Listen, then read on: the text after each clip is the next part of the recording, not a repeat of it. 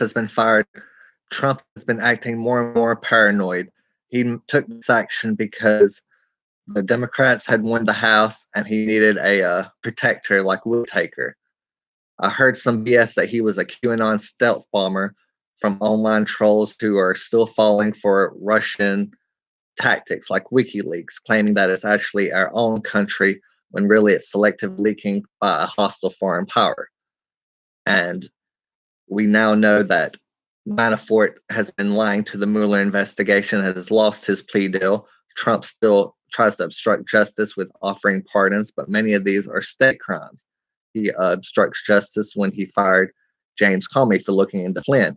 Flynn was texting the Russians on Inauguration Day that Trump would not do sanctions on them for their help.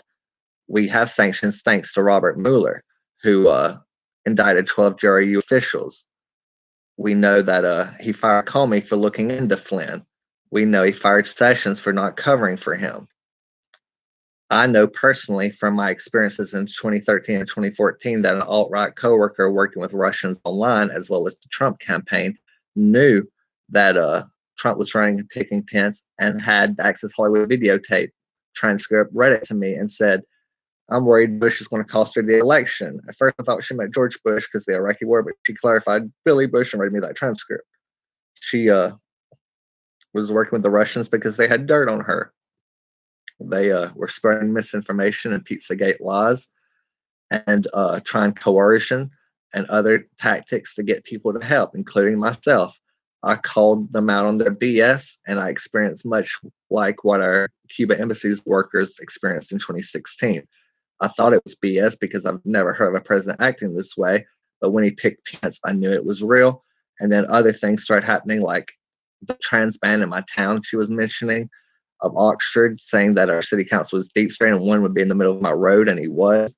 And it was just really sophisticated intelligence operation, and people don't seem to want to accept that.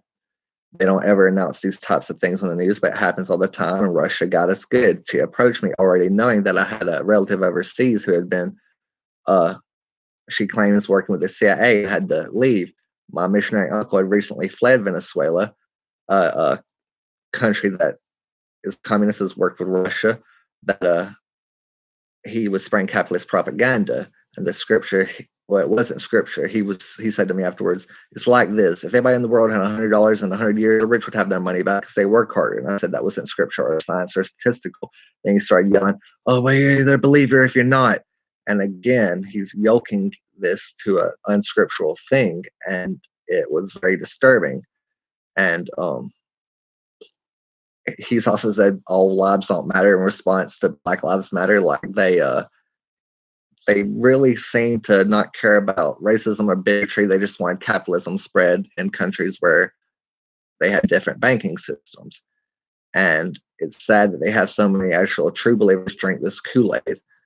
I think she said that CIA school that got shut down, they were controlling air currents, and they'd tell the people to pray over something. Then they make the candle go out the room by changing the air currents. Or just, I don't know, these little tricks. It might have been BS because I asked her, I was like, well, it seems like the teachers would be the CIA part, not the school itself, as the school is just, a building. And she was like, no, there was something special about that building, and tried to explain it that away. But he didn't go to that CIA missionary school. He went to another one, but some of the teachers came from there, and that's where that BS got put in his head. But in America, they've been doing this for a while. The Baptists split from the Baptists used to be one, then they became the Southern Baptists because they wanted to justify slavery. Then they wanted to justify Jim Crow. And now they say, rich man going through the camel's eye is just fake news. Jesus saying, give all your possessions and follow him. No, it's just fake news. Same for treat the native born like the foreign born, and any other scripture they don't like. They're not Christians. They're just bigots who use white supremacy any way they can.